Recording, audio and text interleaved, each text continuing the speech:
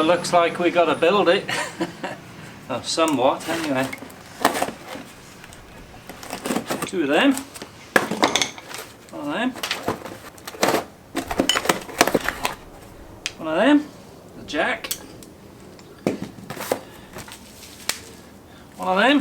1 of them. Ah, there's a freaking nut missing off this one. I hope we don't need 2. I bet we do. That looks like about it. Get the big lump out. Alright, there's 2 bolts here that hold the jack on. Put the 2 Allen key bolts in that hold the jack on. Tighten them up. Alright, next bit to do. I'm actually missing a bolt out of there. But luckily I got the right size, so just double check. Yep, that's okay. So I need that bolt. Okay, there we go. I put that there and tighten up that bolt. All this bolt is doing is stopping this pin from lifting off. It just secures that pin. Put the bar in. Put the pedal on.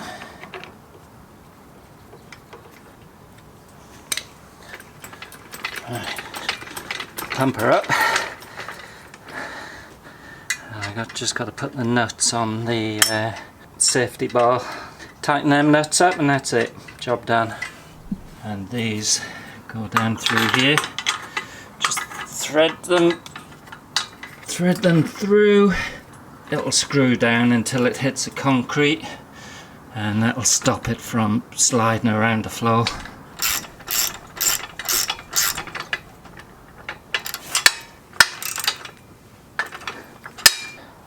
Just put the handle in.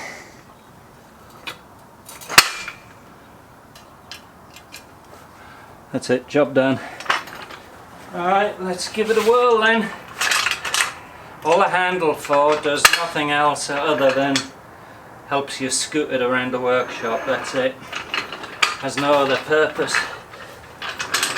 One of the reasons I got the steel one, the cheaper one, is because it's actually lower to the floor. The aluminum one, the bed, the trolley, whatever you want to call it, or it might be this section or whichever, but it's higher. So if you've got a really low bike, you're probably better off with a steel one.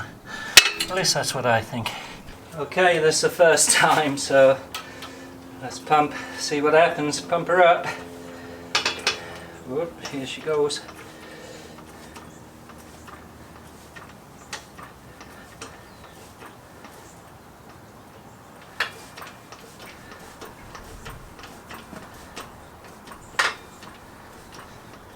Alright, it's on the first lock there. I just want to check it because this is the first time. Alright guys, we're just over the first notch here. Now here's my frame resting. I really need my frame back that way a bit, but this is my first time, so I'm just showing it here. We got about 3/4 of an inch here. And I'll show you around this side. We've got loads of room here and loads of room there, so I'm going to reposition the jack, but that is how far your back wheel and your front wheel come off the ground. Yeah, on the first notch. That's the first notch there. They're pretty nice. Alright, reposition. So lift the safety bar, then lower it down. There we go.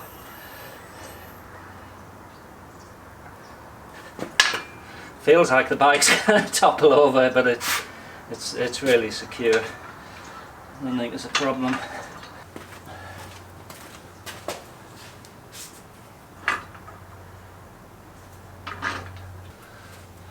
Just hold on to the bars. Here it comes.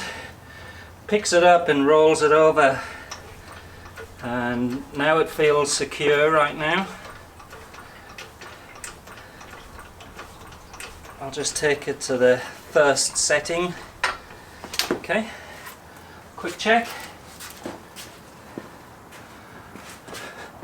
Hi. I'm rocking this bike back and forwards. It seems heavier on the tail end, but I have plenty of room that I could move it. I could move it back a bit if I wanted to, but I'm just messing about. This is its first go. Hi, how you doing? Hi? No, that's good.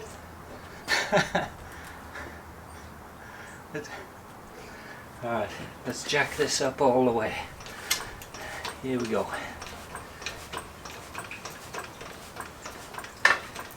That's the second setting. Let's take it all the way up on number 3. Okay, on the third setting now.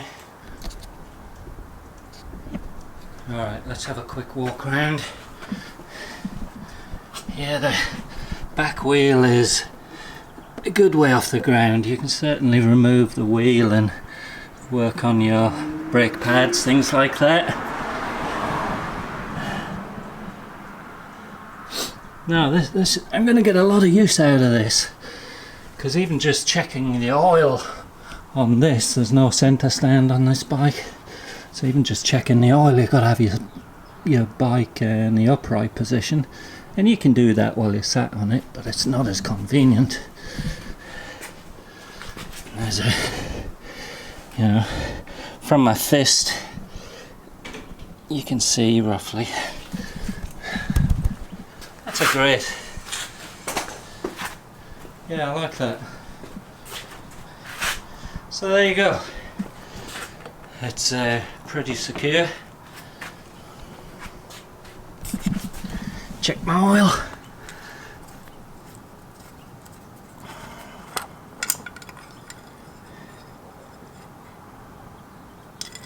Yeah, that's good.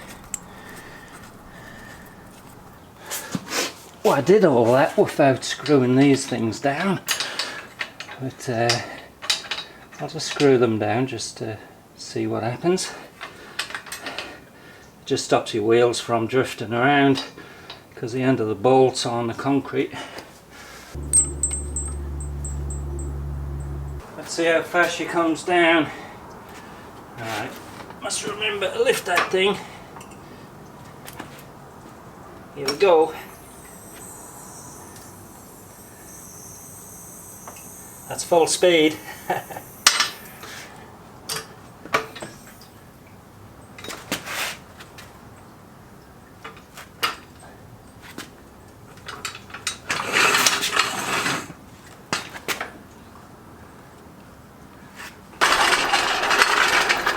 That's it guys, thanks for watching, catch you later.